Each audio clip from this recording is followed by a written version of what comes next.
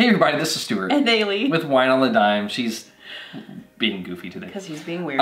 Today we are reviewing a wine that was sent to me for an upcoming Pink Society. They're going to be the guest this Thursday, and they sent me a few bottles actually to review. So I love his hobby. It's wonderful. She is very happy that I do this. Yeah. All right, so today we're going to be reviewing the 2018 Modales Pinot Gris. It is 13.2% alcohol by volume, and it doesn't have a screw top. It's a white wine without a screw top for once on this channel, because most of them have screw tops. Really? Yeah, most of my white wines have screw tops. Half of my rosés have screw tops. I guess I've never really paid that much attention to which ones have them and which ones don't. There's no +1 on that. Aww. But that's okay. I'm not going to hold it against them.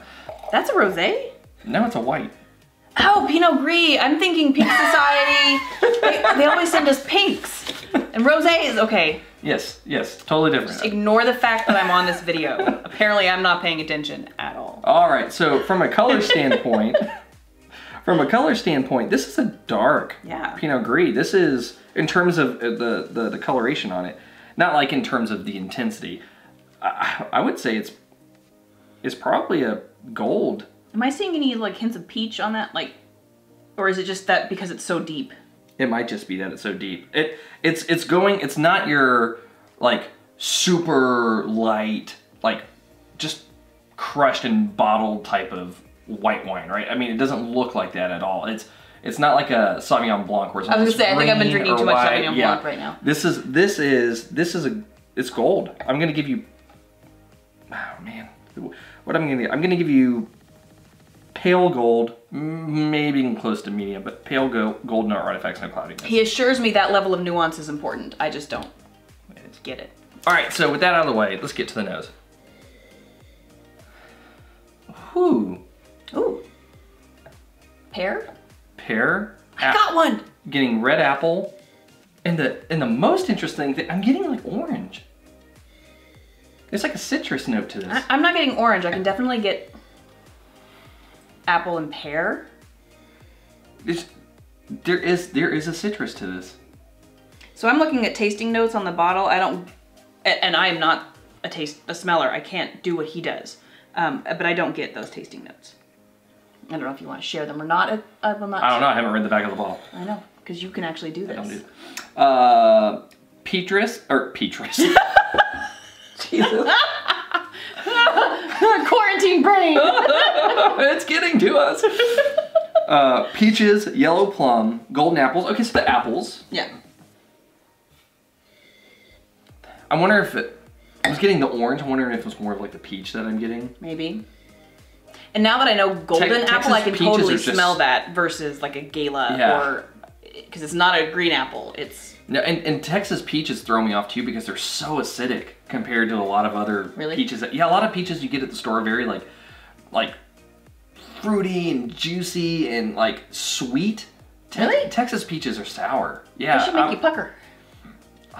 Well, that's because we eat Texas peaches. That's what we're used to. So. Because Texas does all things well. That's good. I mean, orange peach. To me, it's kind of smelling similar. Maybe the COVID. That's losing your sense of smell is one of the symptoms. Yeah, you're screwed. I'm fine. So let's get on to the taste. Yay. Huh. Say, off dry, medium body, medium plus acid. The peach is definitely there. Yeah. The peach is there. The apple's there. It's not smack you up the head in terms of intense. Like, it's not, wow, this is wine. It's just even. Yes. Wouldn't say it's a long finish. It's sweeter than I thought without being sweet. That would be off dry. Okay. Yeah. I'm getting better. Yes, okay. You're closer to your W set. No. No. Not gonna happen. One day. No. So yeah, I mean, exactly what you said. I would say it's medium finish. It sticks around for a little while and then goes away. Very pleasant. It's very nice. Everything is very well in balance with the acid, with the body, with the alcohol. The alcohol, I do get I'll balance your body. Touch of, I do get a touch of the alcohol, but it's not strong. Like nothing on this wine is heavy-handed. No, like I want to go sit out in the garden and just. Yes. Maybe a little colder, but.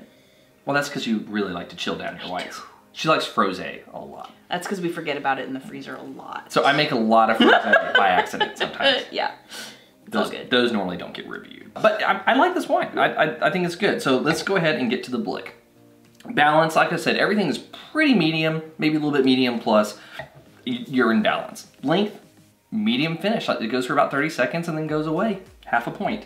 Intensity, half a point. Everything is medium. Everything about this wine is medium. It's the nose.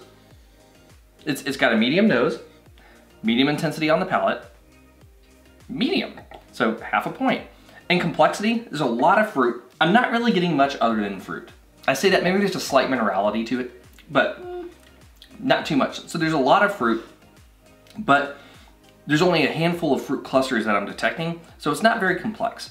It's not one note, but it's not complex. Yes, but it's not bad either. No. Like the fruit has a really good depth to it. So, but because there's only a few fruit clusters I'm picking out, I'm not going to give you a point for complexity. So ultimately, that comes out to 2 points. You're a good wine. I like this wine. I think it's good. I wouldn't push it into very good because it's not. Like I wouldn't sing this and say, "Hey, oh my gosh, you got to go get this right now." But it is a good, solid. Yeah, it's and like you said, it's going to do a very good job serving its purpose, letting you sit in the garden and enjoy it. I'll have to figure out what the price is on it because I don't know what the price is. I don't look up prices for the wines. What would you pair this with? Because I always think about food. That's what I could bring to the wine on the dime table. More food pairing stuff, getting you to actually like talk about. Yes, that helps. In terms of pairing it, you know me, I like my meats. I think a pork chop with an apple glaze. Pair apple for apple.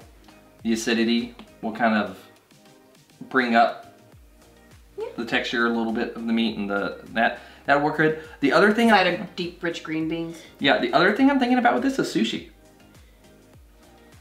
I was thinking like a Buddha bowl, one of those like with quinoa and avocado and but then like fresh radish, like one of those. It's definitely not a wine that you want to pair with anything heavy. It wouldn't work at all. Then you're just going to overpower it. This is a very light drinking wine.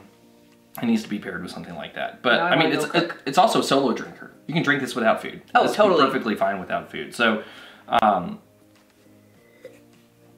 yeah, I think you guys did your job well. Anyway, this has been Stuart and Haley with Wine on the Dime. If you liked today's review, please like, subscribe, and comment. Have you tried the Modales Pinot Gris? I'd be interested to know if you have. Leave a comment below, and we will see you all again soon with another episode from Wine on the Dime.